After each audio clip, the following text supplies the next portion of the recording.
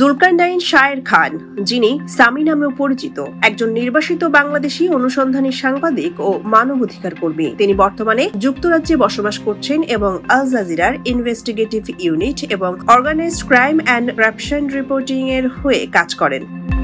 জুলকারনাইন শায়ের খান 2021 সালে আল জাজিরার প্রামাণ্যচিত্র all the prime minister ম্যানে কাজ করে আন্তর্জাতিকভাবে পরিচিতি লাভ করেন। এই প্রামাণ্যচিত্রে বাংলাদেশের শীর্ষস্থানীয় সরকারি কর্মকর্তাদের দুর্নীতির সঙ্গে জড়িত থাকার অভিযোগ উত্থাপন করা হয়। এবার তিনি উত্তর সিটি কর্পোরেশনের প্রশাসক পদে মোহাম্মদ এজাজের নিয়োগ নিয়ে প্রশ্ন তোলেন। আজ তার ভেরিফাইড ফেসবুক পেজে একটি পোস্ট দেন, যেখানে কিভাবে এজাজকে নিয়োগ দেওয়া হয়েছে সেটা উঠে আসে। ঢাকা উত্তর সিটি কর্পোরেশনের প্রশাসক পদে মোহাম্মদ এজাজের নিয়োগ নিয়ে দেশ জুড়ে শুরু হয়েছে তীব্র বিতর্ক। প্রশ্ন উঠছে, আইন বিধি এমনকি নিরাপত্তা প্রোটোকল লঙ্ঘন করে কি করে একজন এনজিও কর্মকর্তা দেশের অন্যতম গুরুত্বপূর্ণ সিটি কর্পোরেশনের প্রশাসক হতে পারেন। সাধারণত এই পদে নিয়োগ পেয়ে থাকেন প্রশাসনিক ক্যাডারের একজন যুগ্ম সচিব পদমর্যাদার কর্মকর্তা। অথচ মোহাম্মদ এজাজ কোনো সরকারি কর্মকর্তা নন। তিনি একটি বেসরকারি সংস্থার প্রধান এবং জাতীয় নাগরিক কমিটির পরিবেশ ও জলবায়ু সেলের সদস্য ছিলেন।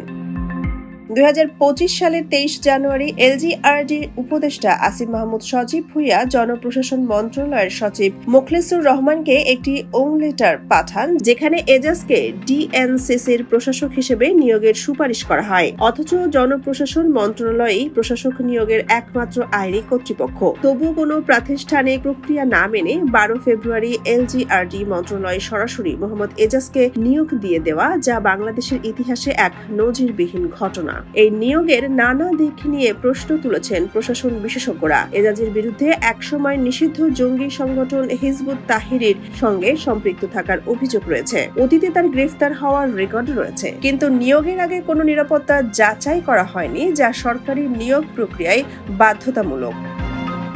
লেটারে নিয়োগ সুপারিশ পাঠানো সরকারি আচরণবিধির লঙ্ঘন হলেও এর বিরুদ্ধে কোনো শাস্তিমূলক ব্যবস্থা গ্রহণ করা হয়নি। অনেকে প্রশ্ন তুলেছেন, এই প্রক্রিয়া কি কেবল আগের সরকারগুলোর রাজনৈতিক পছন্দ অপছন্দের নির্ভর নিয়োগ প্রথারই পুনরাবৃত্তি?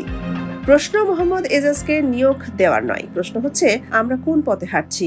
এই প্রশ্নের উত্তর খুঁজে পাওয়া এখন সময়ের দাবি। সোনিয়া খান, খবর সংযোগ।